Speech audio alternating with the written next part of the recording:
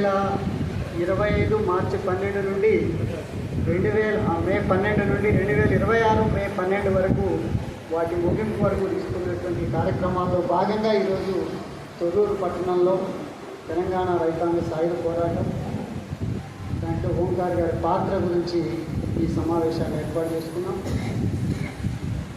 తెలంగాణ రైతాంగ సాయుధ పోరాటం గురించి రవి గారు, నాగయ్య గారు ఆ క్రమాన్నంతా కూడా వివరించారు.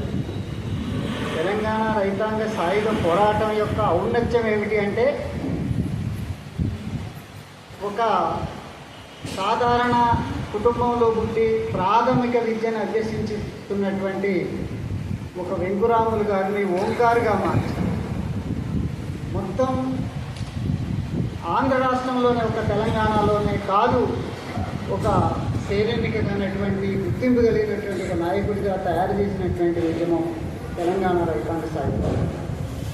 1946 నుంచి 51 వరకు జరిగినటువంటి వీరోచిత రైతాంగ పోరాటం భారతదేశ విప్లవోద్యమానికి దిశానిర్దేశం చేసినటువంటి పోరాటం. అది దున్నేవాడికే భూమి నినాదంతో ప్రారంభమైనటువంటి ఆ ఉద్యమం అప్పటిదాకా కమ్యూనిస్టు విప్లవోద్యమంలో అసలు దేశ విముక్తి పోరాటం ఎట్లా నడుస్తుంది అనేటటువంటి ఒక చర్చ జరుగుతున్నటువంటి క్రమంలో ఆ చర్చకు ముగింపు పలుకుతూ దేశ విముక్తి ఉద్యమం అంటే ఇది ఇట్లా జరుగుద్ది అని చెప్పి ఆచరించి చూపించినటువంటి పోరాటమే తెలంగాణ రైతాంగ సాయుధ పోరాటం.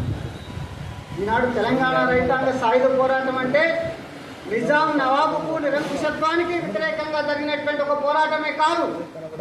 తెలంగాణ సాయుధ రైతాంగ పోరాటం నిజాంకు వ్యతిరేకంగా జరగడంతో పాటు గ్రామాల్లో వ్యవసాయక విప్లవాన్ని అమలు చేసినటువంటి పోరాటం. సీలింగ్ చట్టం పోరాటం తర్వాత రావచ్చు, కానీ సీలింగ్ పెట్టి గ్రామాల్లో భూస్వాముల భూముల్ని 100 ఎకరాలు ఉండాలా, 70 ఎకరాలు ఉండాలా అనేక సార్లు సవరిస్తూ వాళ్ళ మిగులు భూముల్ని ఆక్రమించి పేదలకు పంచినటువంటి చరిత్ర సాయుధ పోరాటం. 10 లక్షల ఎకరాల భూమిని పేదలకు పంచినటువంటి పోరాటం. అది 3000 గ్రామాల్లో పెద్దలు చెప్పినట్టు గ్రామ స్వరాజ్యాలు ఏర్పడ్డాయి. 5000 మంది రక్త తర్పణ చేసినటువంటి మహత్తరమైనటువంటి పోరాటం. నాగయ్య గారు చెప్పినట్టు ప్రపంచ చరిత్రనే, ప్రపంచ దేశాలనే ఆలోచింపజేసినటువంటి, ప్రభావితం చేసినటువంటి ఒక గొప్ప పోరాటం తెలంగాణ రైతాంగ సాయుధ పోరాటం. అది అనేక అసమాన త్యాగాల చరిత్రది. 5000 మంది రక్త తర్పణ చేయడమే కాదు, కాన్సంట్రేషన్ క్యాంపుల్లో వేలాది మంది, లక్షలాది మంది చిత్రహింసలను అనుభవించినటువంటి, భరించినటువంటి పోరాటం తెలంగాణ రైతాంగ సాయుధ పోరాటం. అది ఇచ్చినటువంటి ఫలితాలు, అది సాధించినటువంటి విజయాలు, వెట్టి నిర్మూలించబడింది, భూస్వామ్య వ్యవస్థ బీటలు బారింది, పేదవాడికి ఆత్మ గౌరవాన్ని ఇచ్చింది, మట్టి మనుషులని మాణిక్యాలుగా తీర్చిదిద్దింది. రష్యా లింగులు లేదు టాను నాయకులు, ఎక్కడో మట్టిలో ఉన్నటువంటి మనుషులు మహోన్నతమైనటువంటి వీరులుగా, యోధులుగా నిలబెట్టినటువంటి చరిత్ర తెలంగాణ రైతాంగ సాయుధ పోరాటానికి ఉంది. తెలంగాణ రైతాంగ సాయుధ పోరాటం చేసిన త్యాగాల ఫలితంగా కమ్యూనిస్టు పార్టీ అసెంబ్లీలో, పార్లమెంటులో ప్రధాన ప్రతిపక్ష హోదాని సంతరించుకున్నటువంటి చరిత్రను మనం అందరం చూసాం. ఆ ఫలితం అంతా కూడా తెలంగాణ రైతాంగ సాయుధ పోరాటాన్ని. అందుకని తెలంగాణ రైతాంగ సాయుధ పోరాటం కామ్రేడ్ ఓంకార్ గారిని స్మరించుకోవడం అంటే తెలంగాణ రైతాంగ సాయుధ పోరాటాన్ని గుర్తు చేసుకోవడం. కామ్రేడ్ ఓంకార్ చరిత్ర తెలంగాణ సాయుధ రైతాంగ పోరాటంతో పెనవేసుకున్న చరిత్ర. ఇంతకుముందే రవి గారు చెప్పినట్టు అవి రెండు విడదీయడానికి ఏమి వీలు లేనటువంటివి. అందుకని భారతదేశంలో ఇంత పెద్ద జనాభా కలిగినటువంటి విశాలమైనటువంటి దేశంలో పీడిత ప్రజల విముక్తి ఎట్లా సాధ్యమవుతుంది? తర్జనలు, భర్జనలు, చీలికలు, పేలికలు, ఆరోపణలు, ప్రత్యారోపణలు అనేకం కొనసాగుతున్నాయి దేశంలో. 100 ఏళ్ల చరిత్ర కమ్యూనిస్ట్ పార్టీకి ఉంది. తెలంగాణ రైతాంగ సాయుధ పోరాటానికి 75 సంవత్సరాల చరిత్ర ఉంది. తెలంగాణ రైతాంగ సాయుధ పోరాటం తర్వాత స్తబ్దత తర్వాతనైనా వచ్చినటువంటి నక్సల్బరీ ఉద్యమం, శ్రీకాకుళ రైతాంగ సాయుధ పోరాటం, ముషారి గోదావరి పోరాటాలు, పేప్రా గోపి వల్లంపూర్ పోరాటాలు, నేటి బస్తర్ ఛత్తీస్గఢ్ పోరాటాలు, వీటన్నిటికీ అంతర్లీనంగా స్ఫూర్తి ధారగా ఉన్నటువంటి పోరాటం తెలంగాణ రైతాంగ సాయుధ పోరాటం. ఇవాళ తెలంగాణ రైతాంగ సాయుధ పోరాటం తర్వాత దేశంలో అనేక మార్పులు వచ్చినాయి.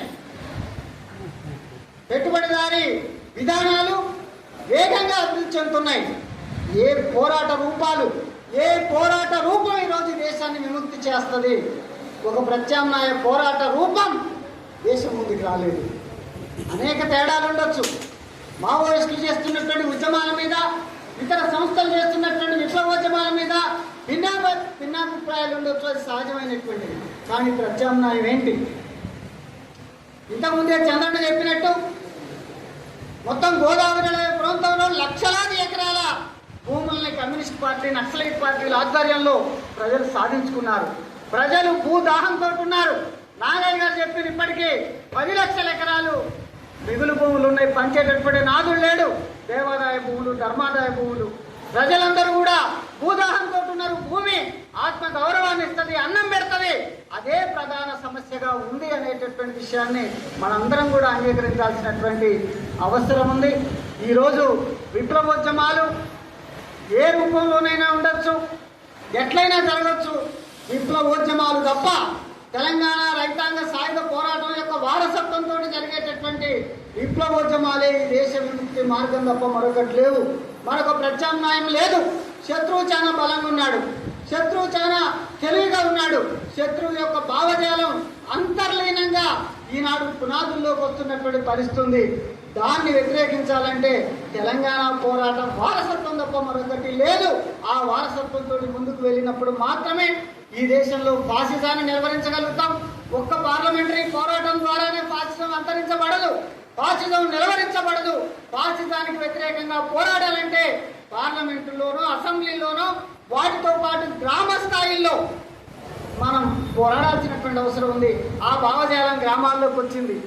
ఈరోజు నిన్న ముగిసినటువంటి వినాయక చవితి ఉత్సవాలు ఇక్కడ కూర్చున్న అమ్మలు కానీ, పెద్దవాళ్ళు కానీ ఎన్నడన్నా చూసినరా? మనం చూసినవా? ఎక్కడో ఒకనాడు దేవుడు ఉంటే, రాముడు ఉంటే ఆయనకు సంవత్సరానికి ఒకసారి పెళ్లి చేస్తే భక్తి అయిపోయేది. కానీ నవరాత్రి ఉత్సవాల పేరుతోటి ఊరుకు 1 కాదు, ఊరుకు 10, 20 వేల విగ్రహాలు ఈనాడు పెట్టి, లక్షల విగ్రహాలు పెట్టి కోట్ల రూపాయల ప్రజాధనాన్ని దుర్వినియోగం చేయటమే కాదు, యువతనంతా కూడా మత్తులోకి దించి వాళ్ళందరి మెదళ్ళని చెడగొడుతూ ఈరోజు ఈ దేశంలో ముస్లిమ్స్ ఉండటానికి వీల్లేదు, ఈ దేశంలో క్రిస్టియన్స్ ఉండటానికి వీల్లేదు, ఈ దేశం అంతా కూడా హిందూ దేశం అని చెప్పి వాళ్ళ మెదళ్ళని మత్తుతో ముంచుతున్నటువంటి ఒక మతోన్మాద పాలకవర్గం ఈనాడు అధికారంలో ఉంది. అది అత్యంత ప్రమాదకరం.